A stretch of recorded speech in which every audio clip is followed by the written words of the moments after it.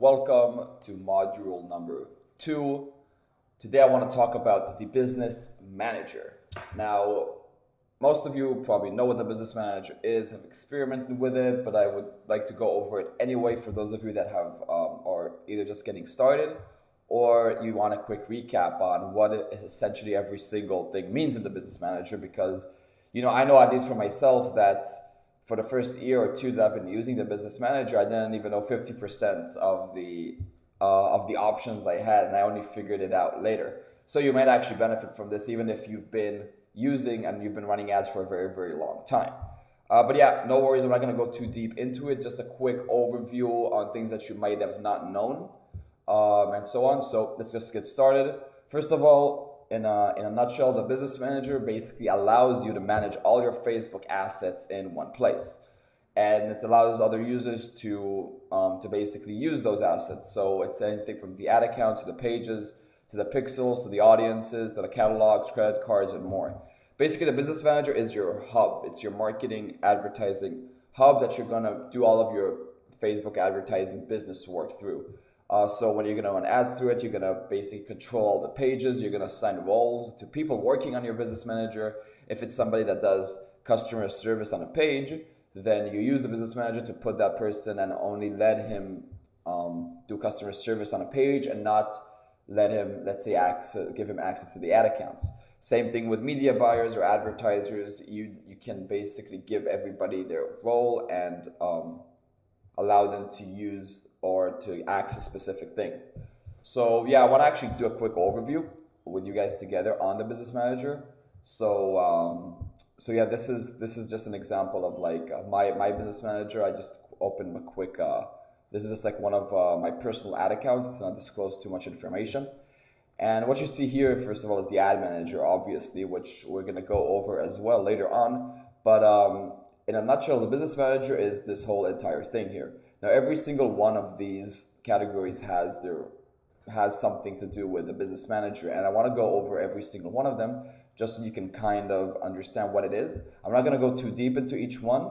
I will have specific lessons on the ones that are important, but most of them you'll notice that you're not really going to use that much, and if you are, you should take responsibility and actually learn specific ones here. But again, not everything is important.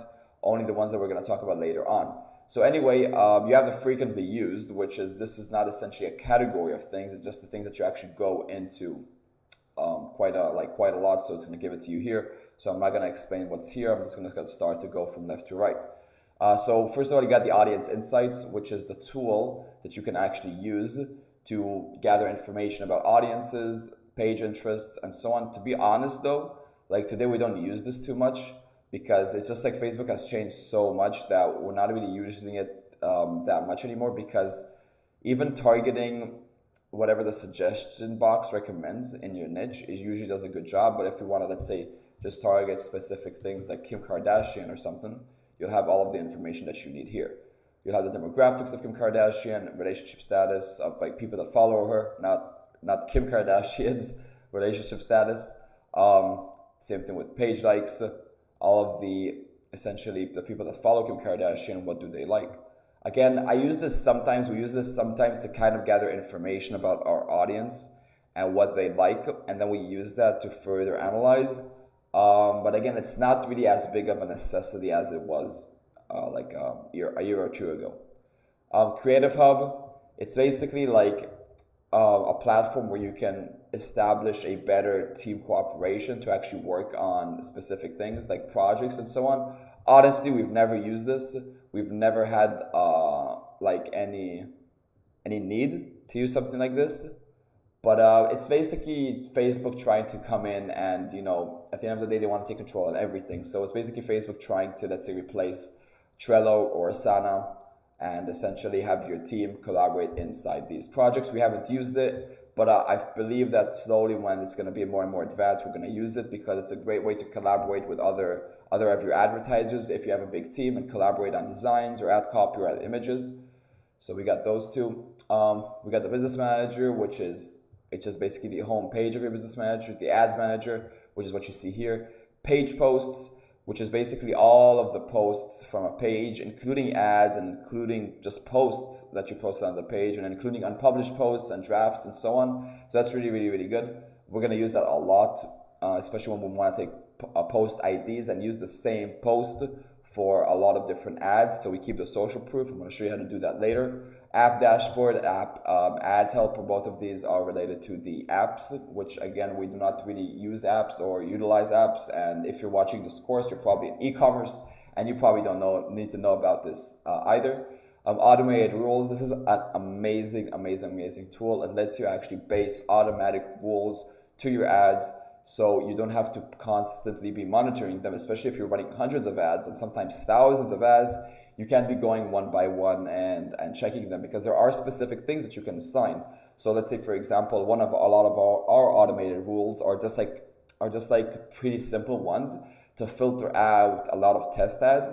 So we'd say, like, if after $5 the ad has not gotten a link click, please shut off. Like, not please, it's a machine, but shut off the ad. So if the ad hasn't gotten any click in the first $5 that it spent, then the rule will automatically shut the ad off. So that's one out of plenty rules that we use and that we utilize. So this is a really, really great tool.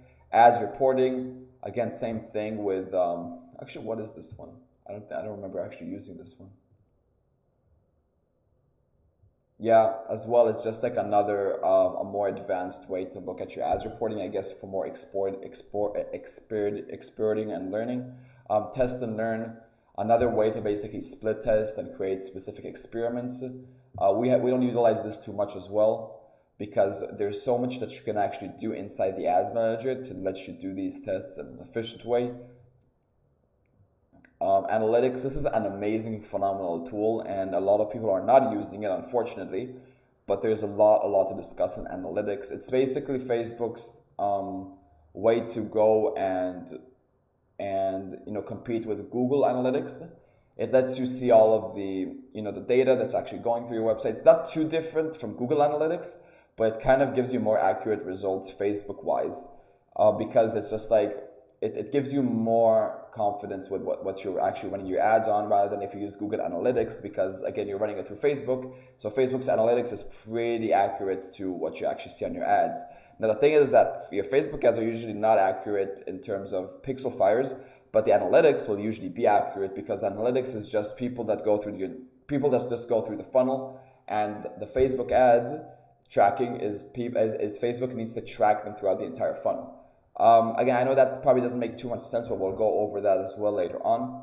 So Events Manager is basically the data sources. So if we click it, I'm actually already on it, but if we click it, it actually takes you to the different types of data sources and events. So anything from the Facebook pixel to the offline events, to anything that's integrated, to the custom conversions, partner integrations, which is third-party apps or software that's actually integrated. But essentially what you're mostly going to use the Events Manager for is to really manage your data sources, which is Facebook pixel, and you have your offline event sets, but those are more for like local businesses or businesses that do a lot of services offline. So you're probably not going to use that too much. Of course, you have pixels, which is your Facebook pixels. I'm not going to go into that just to not disclose too much personal information. Custom conversions, it's basically, for those of you that don't know what custom conversions is, it's like mini pixels that you can create to track specific events that are outside your arsenal of events, like purchase, add to cart, view content. So those are standard events. You can use custom conversions to create more events that aren't basically supplied by Facebook. For e-commerce, we usually do not use this too much unless we really expand and scale to different niches. So then we either open a new ad account or we just use custom conversions. Again, if you're just starting out or you're not making over like $1 million a month from e-commerce, then you shouldn't really think about this too much, because it's not that necessary.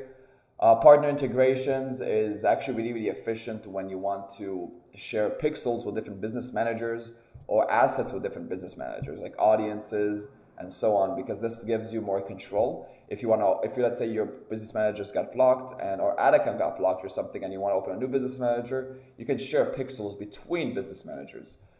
Assets are all of your actual digital assets, data assets. So that can be anything from audiences, which is your audiences that you've built. If it's a customer list, if it's a purchase audience, an add to cart audience, we'll go into that later on as well. So that's your audiences that you, of course, you create in advance. Images is just all the images that you uploaded through your ads, so you can see all of them there. Catalogs is your product catalogs that you uploaded. You can see all of that there that you use for dynamic product ads later on. Business locations, again, this is more for local, so not really necessary. And then you have the settings, business settings, and billings. So settings is usually the ad account settings, which you edit the names, roles, and stuff like that for the ad account. Business settings is the business manager settings in the whole. And then you have billing, which is your credit card info, billing info for the ad account, what does it charge, and so on and so on and so on.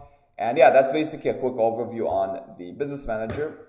In the next video, I'm going to talk about the ad manager, and I'm going to go into every single, like actually the structure of how to create an ad, and I'm going to go through subject by subject. So there are almost no questions with that. So I'll see you there.